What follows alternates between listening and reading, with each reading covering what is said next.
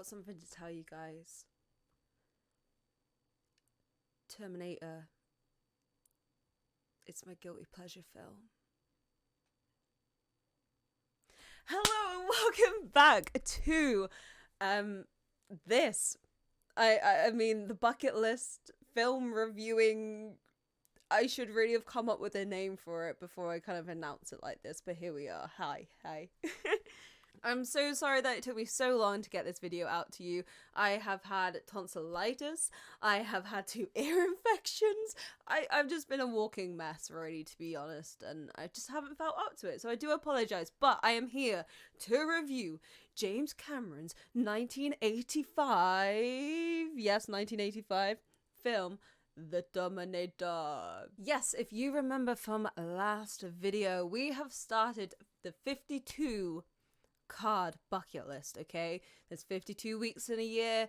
We're watching 52 films this year, okay? Me and you, baby. And the first film we pulled out was The Terminator. Now, I have never watched this film before, and it's a film that I know is really good. Like, the franchise is really good.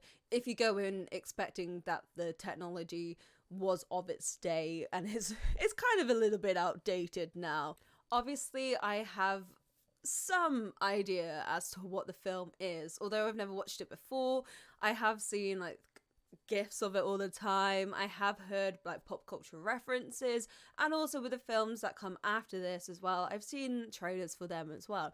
So I kind of knew this bounty-esque kind of Terminator human/machine kind of guy. But those of you who have not watched this film, I'll give you a rundown of what the synopsis is from the lovely IMDb, because I do not want to spoil this film for you. A cyborg assassin is sent back in time to kill Sarah, a waitress, in a bid to stop her son, who will wage a long war against his enemy in the future, unless of course history is altered. So it's kind of like a weird Back to the Future vibe, where they have to go back in time to save someone so they don't alter the change of history. So in terms of cast, we've got Arnold Schwarzenegger as the Terminator, we've got Linda Hamilton as Sarah Connor, and we've got Michael Biehn as Kyle Reese. Now, can I just say something, okay? I have found a new crush. That might be also why it's my guilty pleasure as well, because I am in love with the guy who plays Kyle Reese. I mean, I would try and say his name again, but I think I butchered it the first time. And having 5 minutes, well, actually no, it was probably even like 10 minutes of just pure Arnold Schwarzenegger naked.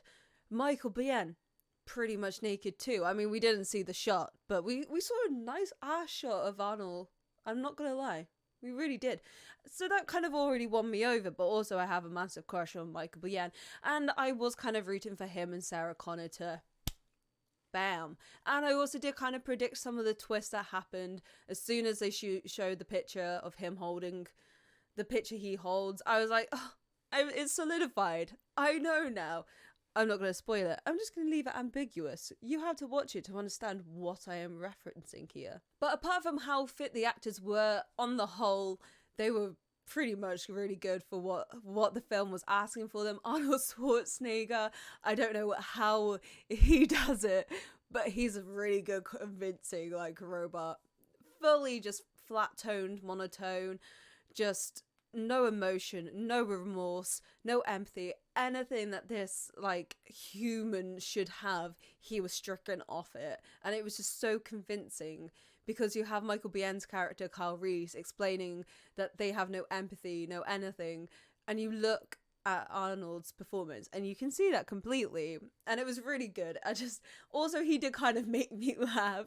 It was just something about his like mouth. I don't know what it is, but he just looks way too convincing of a robot, to the point that I thought actually he might be a robot here. Linda Hamilton's character, she plays Sarah Connor. I don't really know if I was 100% sold on her. So I know that obviously in Terminator 2 and stuff like that, we'll get a bit more from her, but I don't know if I was just blindsided by Kyle, that I was just more focused on him. But like she was alright. She was a good performance. She annoyed me a little bit. She was a bit more of a crybaby. But then again, I haven't been chased by a guy trying to kill me. So The film as a whole, when you've got a director like James Cameron, you know it's going to be well directed, and this was well directed. Even if the film is so outdated now and so of its time, it was still enjoyable to watch, and there was a really good fluidity to some of the shots and to the editing as well. The pacing was really, really good. Obviously, as I said, some of the special effects were really outdated, but if you go into the film knowing that, like, you've got to understand that with older films. If you're going to watch older films, you have to understand that they were way more limited than we are with Marvel these days and films like that. So you got to kind of embrace it for what it is. And with this film, I totally did, to the point where I did not put my phone up. I didn't switch my phone on, I should say. And that's kind of becoming an issue with me right now, is I am going and turning to my phone when I'm watching a film, which I usually never do unless I've already watched the film before. So to have a film where I was just fully invested, it's not like it's up there as Citizen Kane kind of level of brilliance or a masterpiece or anything, but I was just so engrossed in it. I just think the action scenes were cool. I think obviously with the special effects, it did make it funny, like the cyborg walking down the corridor, and they like shut the door on him. So green screened, so green. It's just funny. So that was my review of The Terminator, and I'm sorry, it was kind of like a hodgepodge mess. I kind of probably rushed into it quite a lot. I'm still finding my flow. I'm not a structured reviewer. I like to just watch a film, sit down, verbal diarrhea it, and just kind of go blah, blah, blah, blah, blah, blah. This is what I thought. I think it's just more natural for me, a bit more fluidity. If I'm following a script, I just feel very monotoned. But sorry I'm no like Mark Commode here or Roger Ebert or whatever. I'm sorry. I'm not quite that level just yet. But we will fill out this card, so I'm not going to write on it now, don't worry. But for the rating, I will probably give this film, okay, a 7 out of 10. Like, as I said, this is my guilty pleasure film. It's not up there with the greats or anything, but I feel like I could put this film on and just kind of enjoy it again and just laugh. And I'm fully invested now in the series to the point where I will probably watch The Terminator 2 tonight. But yeah, I give it a solid 7 out of 10. And as for notes, I'm fully in love with Carl Reese. Yeah, there we go. That's the notes. I mean, are you even surprised? I've got 2 cardboard cutouts of Sebastian Stan, okay? Every single film, I will point out one person at least that I find attractive. So get used to that. And that's probably what's going to go on the notes. So we need to... That was a really loud clap. I do apologize. We need to pick out film number 2. Now, I've realised that there's like another action and sci-fi. So we're not going to go down it. We're just going to pick one. We're just going to go whoop. And then we're just going to go action and drama. So we're in the action genre too, but action and drama. Now, I'm going to quickly go and scribble this off screen and then come back to you. I need to quickly do this quick. All I can see, guys, is green and a top hat and glasses. Ah, have I watched this already? Yay! So guys, the film, I've just kind of rushed it right now, is Leon the Professional. Now, I have already watched this film before. Because I've already watched this film before, I could probably give you 2 reviews this week to make up for the fact that I did not do it last week, okay?